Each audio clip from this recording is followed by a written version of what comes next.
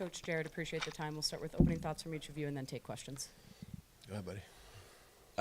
Frustrating one, that's for sure. We just got to find a way to play a full game. I think we're making all the right plays across the field. Just got to tie it all together and play a complete game. Anyone can win in this league. A ton of talent across the board, and it takes really an entire game to pull out a win. Yeah, I mean, it was a great game.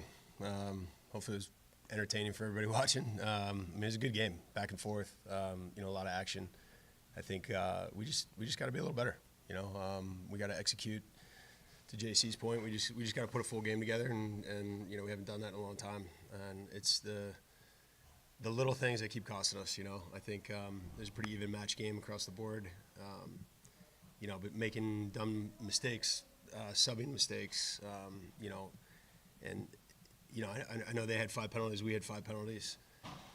When you're in the box, you're not playing offense. So even though we got to stop out of 4 out of 5, that's time we're taking away from the O. And this is a team that had the least amount of penalties last year, and I don't know where we are now, but I know going into this we were pretty high. I think if not one, close to it. So we got to find a way to continue to play great defense and stay out of the box at the same time. And I think it's really just what it boils down to. And look, we're a young group, and we're going to make young mistakes, and that's part of building. That's part of growth. That's part of figuring it out at this level. And that's, I don't say that's not an excuse. That's just part of, us and putting this team together in the direction that we're going. Questions? Coach, when you're facing a goalie of Blaze's caliber, just how fine are the margins in the attack? Man, I mean, he's outstanding, right? We all know it. He proves it, game after game, year after year, and he's a competitor and an outstanding player. Coming in and we had a plan and for the most part we executed, but we also did some dumb stuff and played into their game plan on that side of the field. And that's where you can't afford to make mistakes. Knowing, I don't know what he was, like 70% or something crazy today. So when you have an even match game and you have a guy like that that's stealing an extra half dozen on the day, you can't afford to be off in any aspect of the game, right? So you can't afford to have unforced turnovers. You can't afford to have subbing errors. You have to value the ball every single possession. And, my hat's off to Blaze for, just playing a great game, especially after, we got the best of those guys, game 2 of the season, had a boatload of shots and, he answered the bell today. So hats off to him. Coach or Jared, whoever wants to answer. The 2 games you guys won this year, you had to come back in the fourth quarter, and then ironically the 4 you've lost, you had the lead in the fourth quarter. Is that just a weird coincidence, or is there something about kind of having the lead that gets in the back of the team's head and causes some unnecessary mistakes? Yeah, I don't think I think it's like, coming out of halftime, we want to play with energy, and we always say 0-0 game, like clean slate. And it just, the ball doesn't bounce our way, or, we make a couple dumb mistakes. I don't think it's really like we're getting complacent at all. Everyone's saying the right things. It just comes down to executing on our game plan and like Coach said, not making dumb mistakes and just being smart all around, whether it's clearing the ball, whether it's staying onside, or, playing defense like we know how to play defense. Yeah, I don't think there's like a coincidence there. I mean, honestly, until you said it, I didn't know that. I know haven't had our best or been our best in the fourth quarter. So I think, again, just kind of goes back to that first point of figuring out how to put a full game together and just close it, right? And again, I think that just goes back to, maybe it does weigh in some guys' heads, some young guys that, you need to learn how to win, and you need to learn how to win at this level. And I think, having that confidence, comes in time. And yeah, I mean, at the end of the day, we got to figure it out one way or the other. Questions on Zoom? Bill? Yeah, Coach, obviously a lot of talented players on the offensive end, and we saw you guys attacking early and attacking really quickly in the first quarter, and you got Malloy involved, you got Kavanaugh involved, Sam English scores. And then the rest of the game, there's these long pockets where you don't score. What changes from that attacking mindset in the first quarter versus the rest of the game? You know, are there adjustments that you see the defense making? Are there hesitations on offense? What is the change as you go through these really slow second halves? If you got the answer to that one, Phil, give me a call. I think, yeah, I mean, it's just, trust me. I mean, we talk about it. We went at halftime. I feel like, you know, guys were executing to your point, and then just things kind of faded off. And I don't know if it's lack of focus or, you know, the D making changes. But, you know, I don't really see that. I think it's just on us, honestly. I think that's an us thing. And, you know, we just need to continue to execute. And, again, we just – you can't do it sometimes. It's got to be an all-the-time thing. Kyle?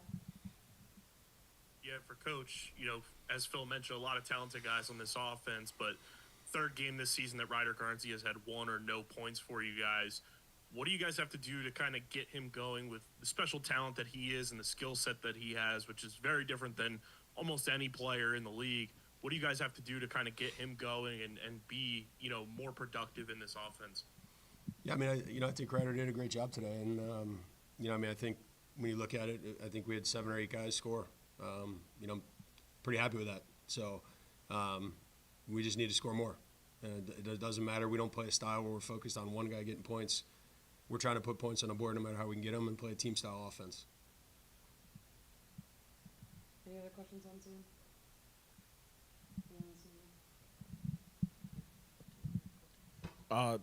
You know, coming to the non-traditional, you know, lacrosse spots like Chicago, All-Star last weekend, and even, you know, Columbus. And what's it like, you know, being here and the energy that was out there for the game today? It was great. It was great, and especially walking off the field there, going towards the locker room. There was just a ton of kids so pumped that we were here, and the energy was great. That was like the most kids begging for autographs, begging for elbow pads and gloves that I've ever seen. So it was super awesome playing here. I hope we can come back. You know, if you need Chicago fans to come out, they definitely for us to be able to come back. They definitely showed up. It was a great atmosphere. Yeah, I mean, I love it. I mean, I'm a Midwest guy, right? I'm from Ohio. You know, I live in Columbus, so, you know, seeing the All-Star game go to KC was great. Coming here, you know, I'm an Ohio State guy, so coming to a Big Ten school, you know, it's awesome. So, I mean, you know, this facility, I think this is probably my favorite stop to date, just based on the setup here. I think the league did an incredible job with the setup and the zones, and obviously a special day with the Hall of Fame guys going in. You know, which was, you know, a special day for, you know, these are the 3 guys, 3 of the guys, 3 out of 4 are former teammates of mine.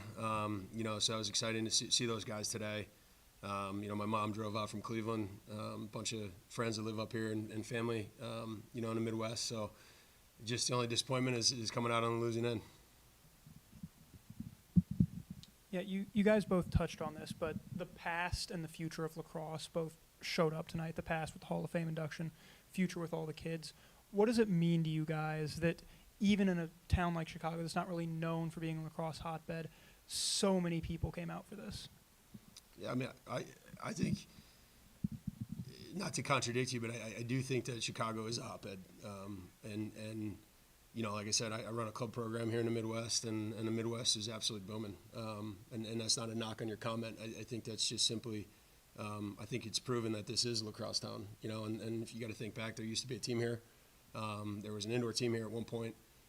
You know, it's a huge city. There's tons of programs up here, and I think this is an outstanding spot. And I think, you know, I mentioned this to Mike Rabel the other day when I saw him. I mean, I think Columbus is a no-brainer for this league to come back to and, you know, find the right venue and continue to focus here in the Midwest. You know, I think this is where people are genuinely excited because it is growing, to your point. You know, it is growing, but, you know, sometimes you get out east and it's just another lacrosse game. Not that it's another lacrosse game, but, you know, there's so much lacrosse. And I think this product right now is at an all-time high. I think that it is so competitive, and, you know, I understand, you know, everybody's going to tear this apart and, you know, tear our team down and say this or that. Like that those guys, that's a great team that we just played today. That is a great lacrosse team. And, you know, I'm not going to let anyone take that away from those guys, and I'm not going to let anyone take it away from our guys. You know, we're here, we're competing, we're playing, and I think at the end of the day, the product is it's awesome. Every day, every week, every game, you know, the players show up and, you know, continue to put great lacrosse out for the people. So, I think wherever we play next or wherever the league goes, I think, you know, the guys are doing their job. And just to add on top of that too, like just running around our hotel room, we had some kids that said they were in from Phoenix, just like making the trip from other areas just across the U.S. that are just super pumped to be able to show up to the game and looking at us like we're, you know, like when you were a kid and you look at an NBA player, like they were in the hotel lobby waiting to shake our hands and looking at us that way, traveling all the way from Phoenix, Arizona. So pretty cool, just across the board. Thank you both. Appreciate the time. Thanks.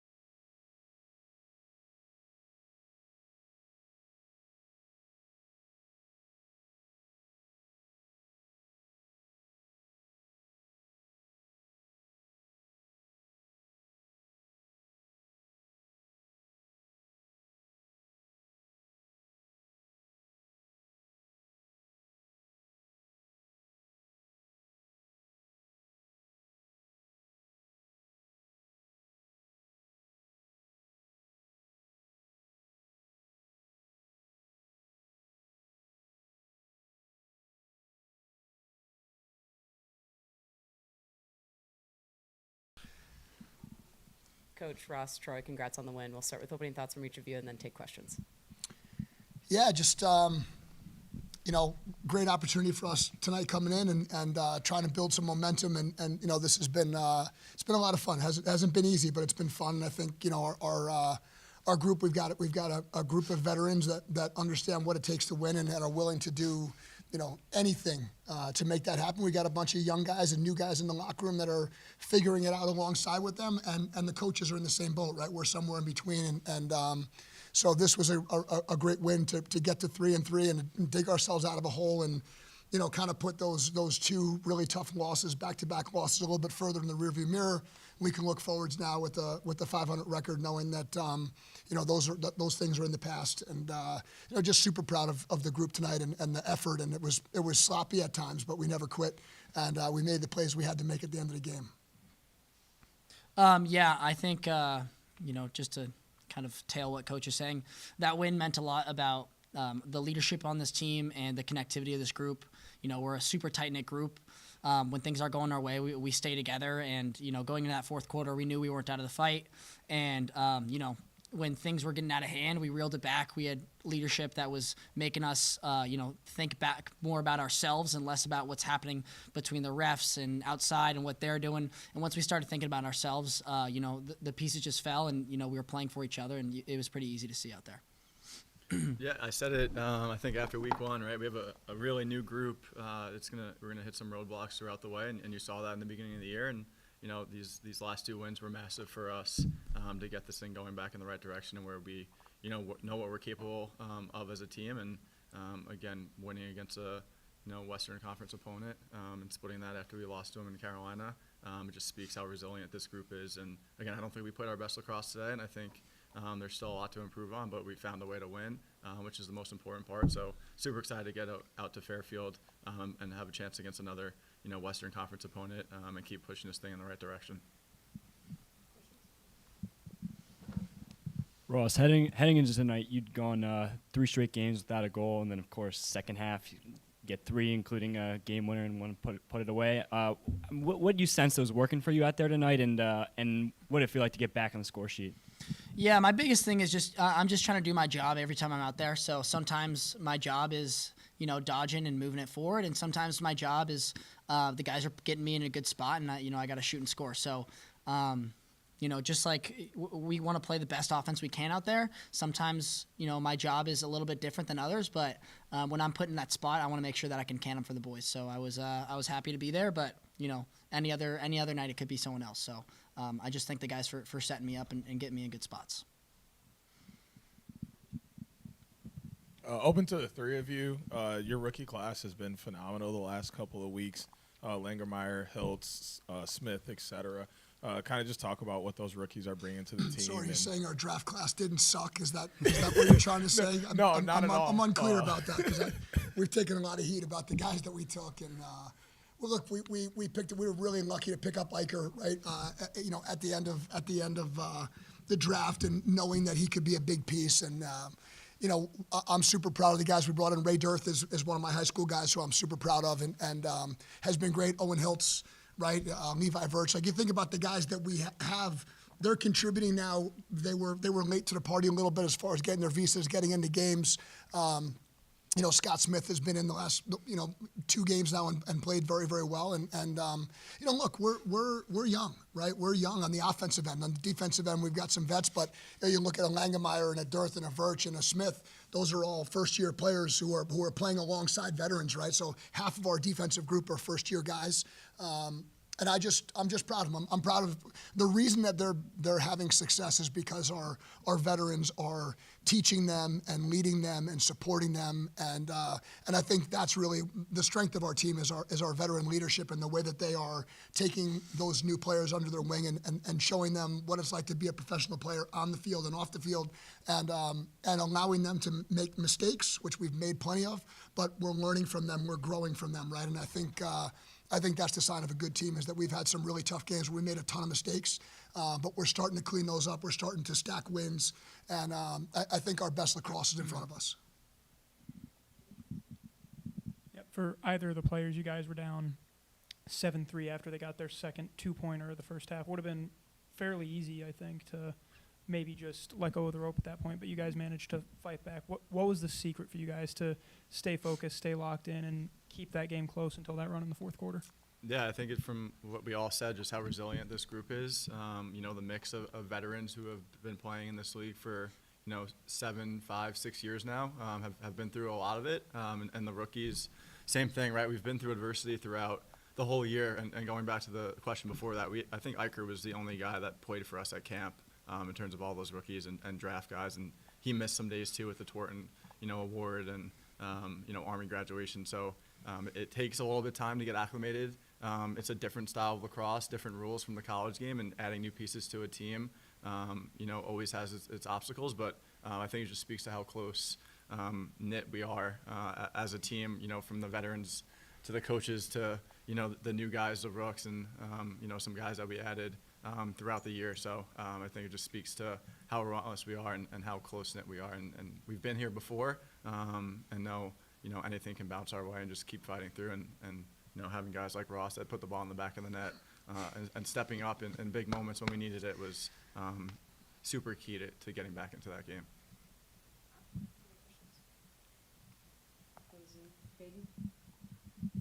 Coach, as an offensive coordinator, how pumped were you to see Owen Hiltz getting matched up with a shorty down the stretch in this one? Yeah, well, I mean, I'll be fair.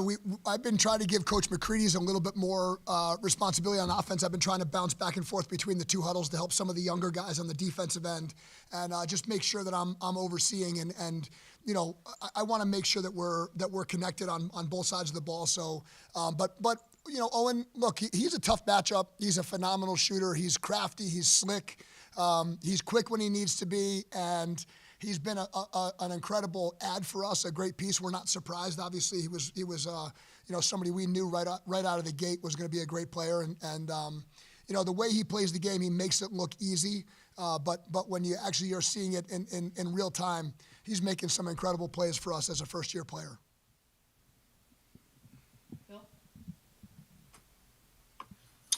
Yeah, the Redwoods got off to a really fast start offensively. I think it was 3 goals in the first 5.5 minutes. What adjustments or changes or mental adjustments did you make defensively to really get them going cold for long stretches like you did?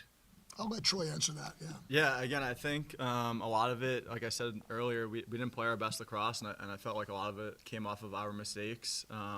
On both sides of the ball, in between the middle of the field and some clearing, not matching up in transition. So just settling down, communicating a little bit more to getting in the right spots on our clear, matching up defensively, our slide packaging and stuff. And I just, again, we have a veteran group on that side of the ball. So just going back to, us being super communicative with, our rope unit, our D-middies, the rest of our team, and just playing with confidence. We know what we're capable of on that side of the ball, and having the best player in the world in the back of the cage to, be the last man of defense is. I think Blaze gives you an incredible amount of confidence as an entire team that he's going to make plays, and if a couple of goals happen to go in and we make mistakes, and he bailed us out plenty of times tonight when we made some of those same mistakes. So we're just fortunate that we have such a great player there, and sometimes we lean on him too much, but it does allow us to stay calm and focus on making the next play in the game, no matter whether the score is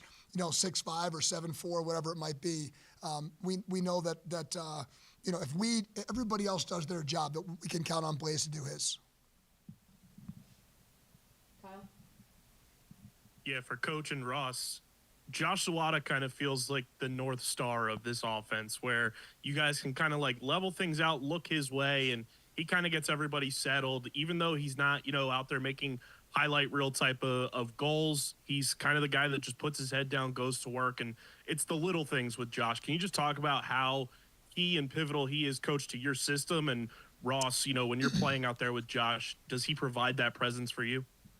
Yeah, he's a quarterback, right? He's a quarterback. He doesn't demand a lot of ball time, right? He doesn't demand a lot of possession time.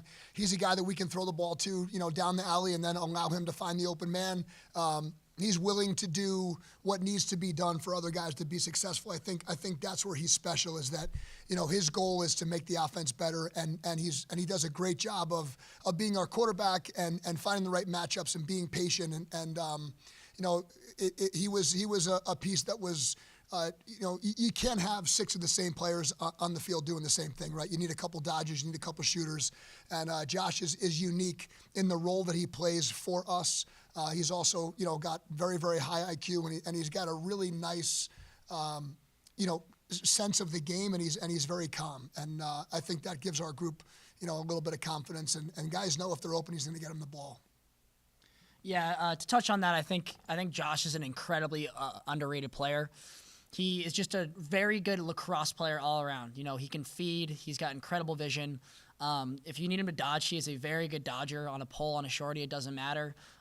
He gets ground balls. He's got great IQ out there. He can set the tone on offense. So having him out there is just awesome. When that ball is spinning and it gets to him, he's going to find the open guy. So it's super great to have him as on the offense. And when the ball's in his stick, you definitely know something good's coming, whatever the right play is. Coach Justin Asio had a nasty twister goal and was 52% at the X. How impactful has he been since taking over at the Stripe?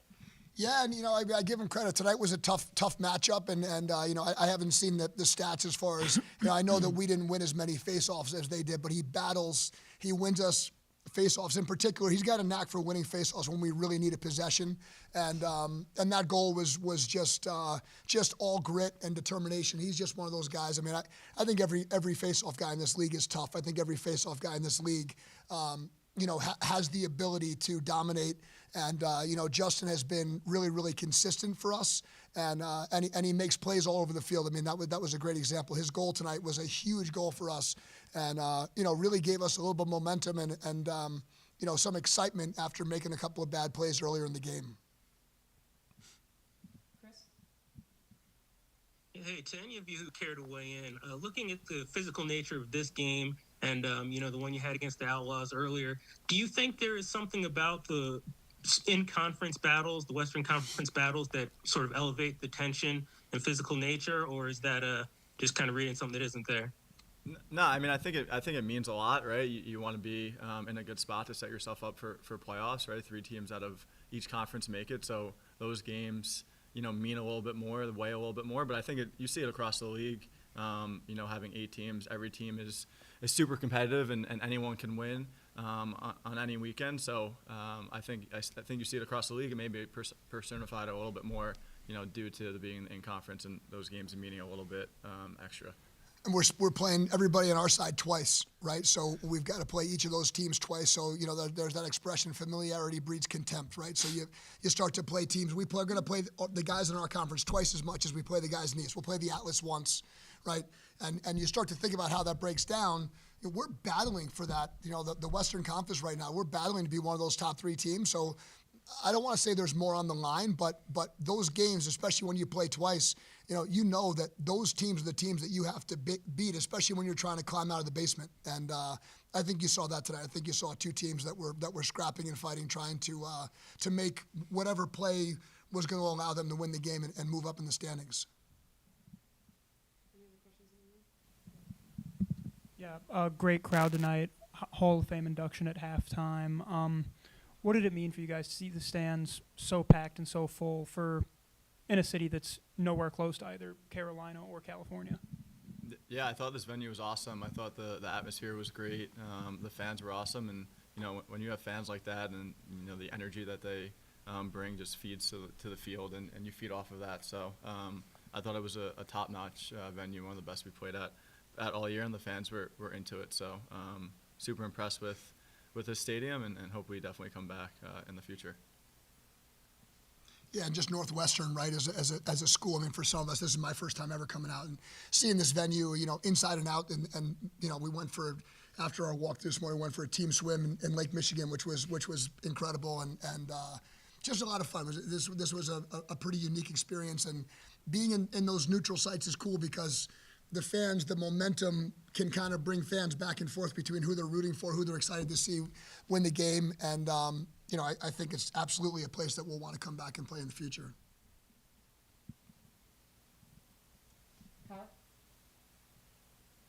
Yeah, Troy, I just wanted to get your thoughts, from a defensive perspective. When you see the game clock kind of ticking down, seconds left, and then you see Ross kind of bank that shot, what does that do for you guys from a momentum perspective and kind of just, putting more and more faith in Ross to be kind of a closer type role for you guys on offense? Yeah, I mean, I think it goes back to my earlier point, right? Ross is probably our most veteran guy on our offense, and he's a second-year guy, and he's, was in the draft class last year, and you had guys like Perkovic who've been in this league for a long time, but same thing, a second-year guy on our team and missed time a little bit in the beginning. So he's been that mainstay, and we see it every day in practice. You see it in games, at training camp, and I know the question before about Ross, not being in the score sheet for goals, but he does so much for our offense. He's a matchup nightmare, whether it's a pull or a short stick. So he triggers, a lot of our offense and gets the defense sliding. And maybe that doesn't show up in the stat sheet, but, it shows up for other guys because he's that guy that triggers for us. So we have confidence in him. We have confidence in our whole offense, right? I think it just speaks to our team as a whole, right? Anyone on our team is willing to do whatever it takes to get a win, whether that's putting the ball in the back of the net, taking up tough ground balls, winning face-offs, doing, things that maybe they're not used to doing. That's what I think is so unique about our team and why we're so close-knit, right? We don't have guys that are playing for themselves. They're playing for, the we, and that's super important in this league that you only have 10 games. And, again, you're starting to see those pieces that weren't at training camp and weren't with us in the beginning that are really starting to, come into their own. And it's super important now that we're in the latter half of our season with 4 games left. And, like I said before, getting this, boat in the right direction. So super happy for Ross. He works his butt off each week, and, you saw him in the stat sheet, and we have confidence in him and, everyone on our team to make plays. Yeah, I think, it doesn't always show up, right? It doesn't always show up as a goal. It doesn't always show up as an assist. Early in the game, California was trying not to slide at all to our short sticks. And, something that we recognized as a staff and, as an offensive group. And we knew that we had to win some of those matchups and score goals before we could start to get that defense sliding and rotating. And Ross was a key piece in allowing that to happen and beating his matchup. And then as they started to slide a little bit more, he started to move the ball. And we are, as we play offense game to game, we're not asking any one guy to be the guy, right? And we're asking guys to play great offense, beat their man, move the ball, trust each other. And Ross tonight demonstrated, what it can look like when you're having a good night and the coaches and your teammates believe in you. He was the guy, right? It could not have been any better. We don't win this game without his heroics.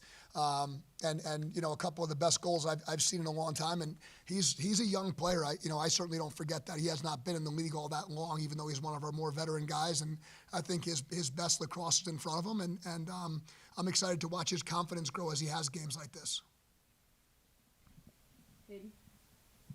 Troy, another one for you. Jack Rowlett isn't having the craziest year statistically, but each week he's taking on the number 1 attackman of the opposing team and clamping them. How impactful is he for the overall team defense? Yeah, I think he's the best defenseman in the world, and I've said that the last couple of years. I think he's the guy that should be up for Defensive Player of the Year and should win it, in my mind. He can cover, them all. You saw him cover a guy like Dylan Malloy. Today, you've seen him cover guys like Zed Williams, and then you see him cover, Michael Sowers and Jeff Teets and Grant Aments and Tom Schreibers. He can just do it all, and it's super important to have on your team, right? You have a guy that you tell him to have an assignment, and you don't have to worry about that matchup at all. He wins it. We don't have to slide to him ever, and he makes plays off ball as well, right? And slide packages and putting the ball on the ground. And again, I know you mentioned about the stats. I think it just goes through our team, right? Like no one on our team is worried about the stats. We just care about wins. And like I said, we're getting, in the win column, which is super important for us. And having guys like him and Jared that, can just go and cover, the 2 best guys on offense. And we don't have to worry about that. We can worry about other matchups. And we know those guys are going to take care of business is super vital for our team. So we wouldn't have the success that we've had without, Jack Rowlett and guys like Jared Newman just winning matchups. Thank you all. Enjoy the win. Thank you. Thank you.